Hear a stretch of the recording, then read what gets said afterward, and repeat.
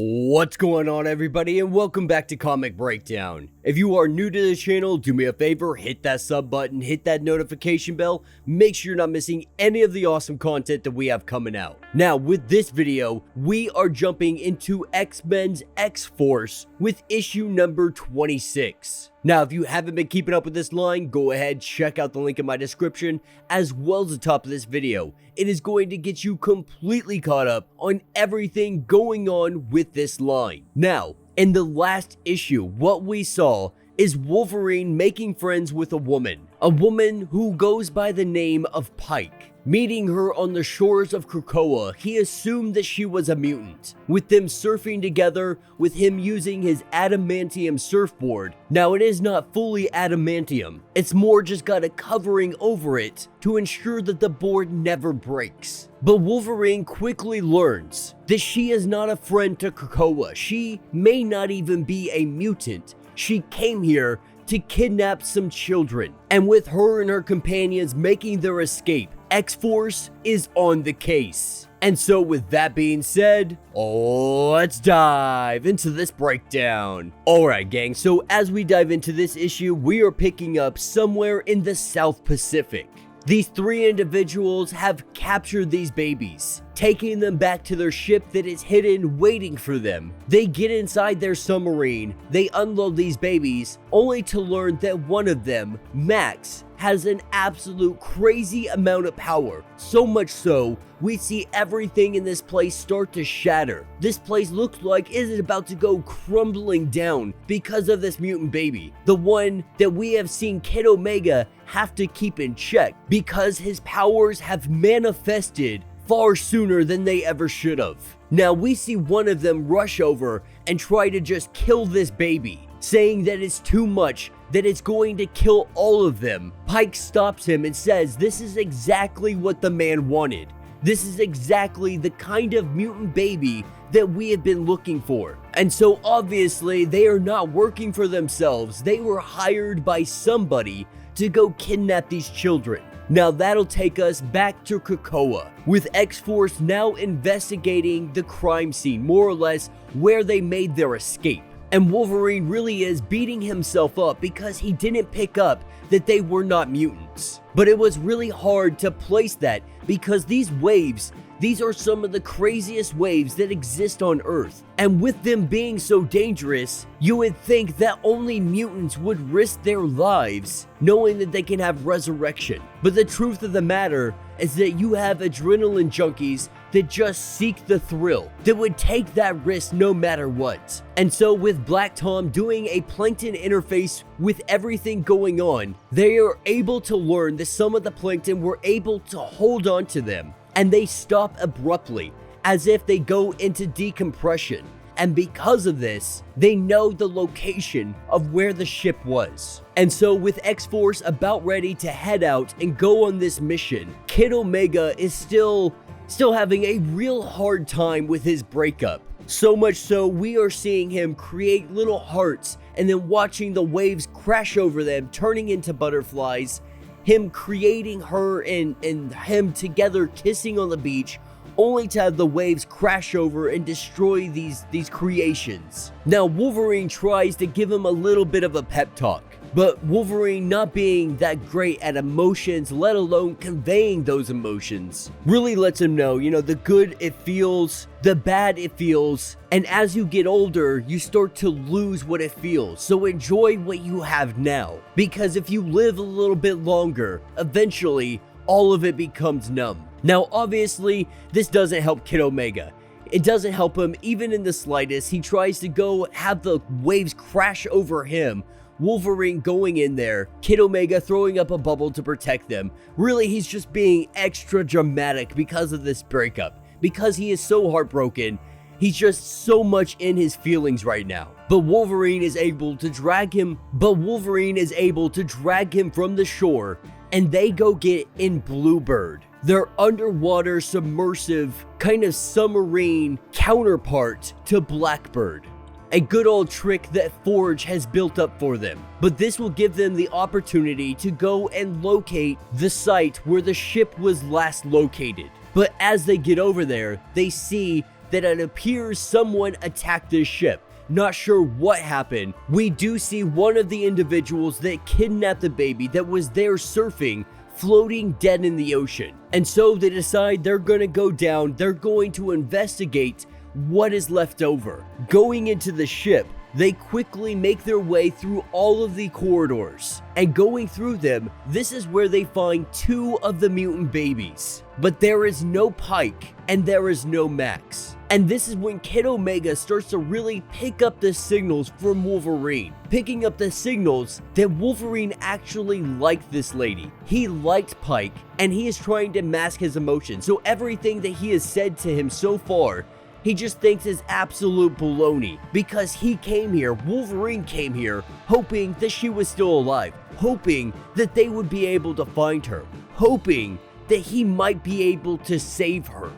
And we see Kid Omega just be an absolute jerk to Wolverine over this. And really, he's just being spiteful. You know, Wolverine really did try to go out of his way and try to make him feel better in the only way Wolverine knows how. Kid Omega obviously taking this as an insult, and once he found out he had feelings for Pike, he used it against him just to be very spiteful. But with them recovering 2 of the babies, they wind up back on Krakoa. Now back on Krakoa, we have Kid Omega returning 2 of the babies, only to be stopped by Jean Grey to have a conversation. And she lets him know that anytime he is upset, it is like a freaking signal flare for any telepath, because his telekinetic frequency is like being jabbed with a small pin in your side consistently over and over. It's something that you just cannot ignore. Now Jean Grey immediately starts digging around in his head. He knows this, and so he tells her that he doesn't even need to explain himself.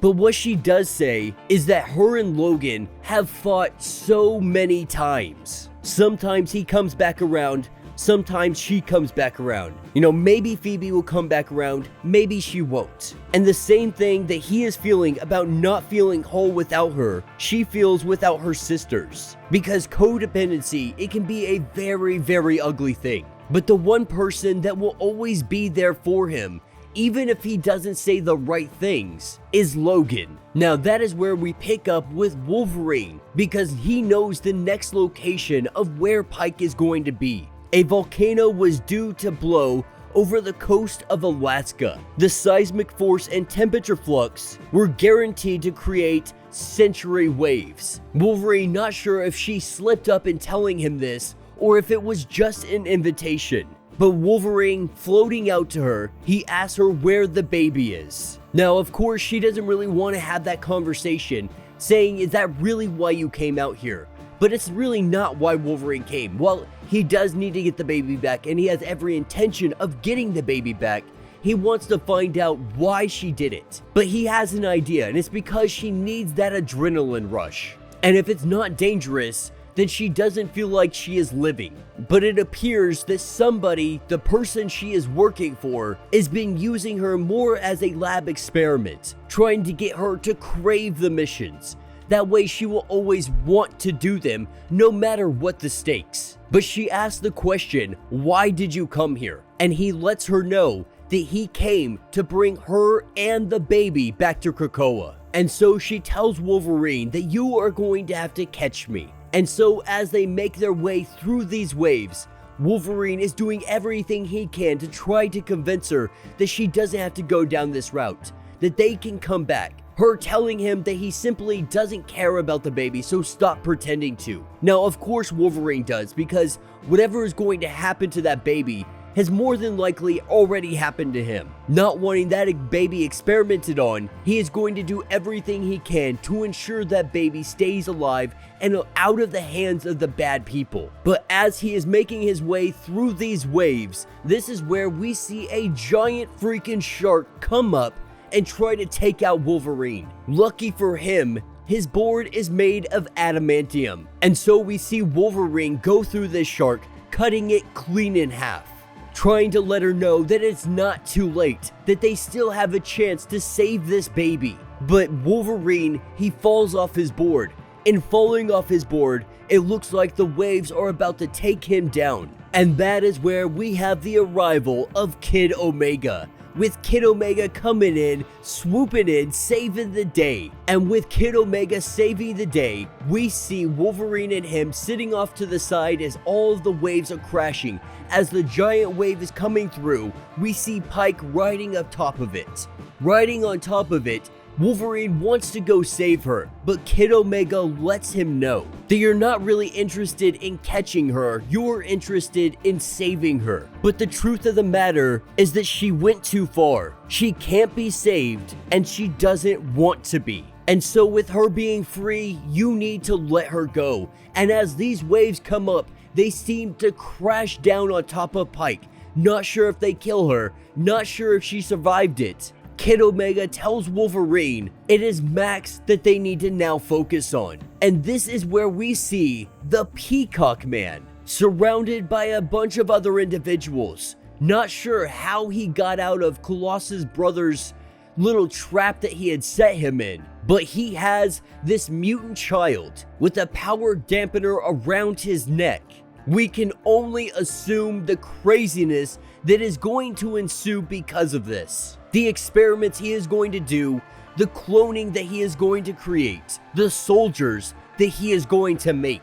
And that will be the end of this issue. So let me know what you guys think down in the comments. This wasn't a bad issue, it was relatively quick. More than anything, what we learned is Wolverine got played. Kid Omega has a hugely broken heart. So much so that it's affecting every aspect of his life. But we're finding something that Kid Omega and Wolverine can bond over. And that's no matter what Wolverine says, no matter how numb he tries to claim he is, he had legitimate feelings for this individual Pike. He felt like the two of them had actually connected. And so when he was played, when he was betrayed, it really did take a toll on him. And him trying to go and save her, Kid Omega helped him realize that that simply was not possible. That she needed to be set free, regardless of how that outcome went. Now we could very well see her make a return. We saw her board, we saw the waves, but we never saw a body. And so this issue was really great for the team of X-Force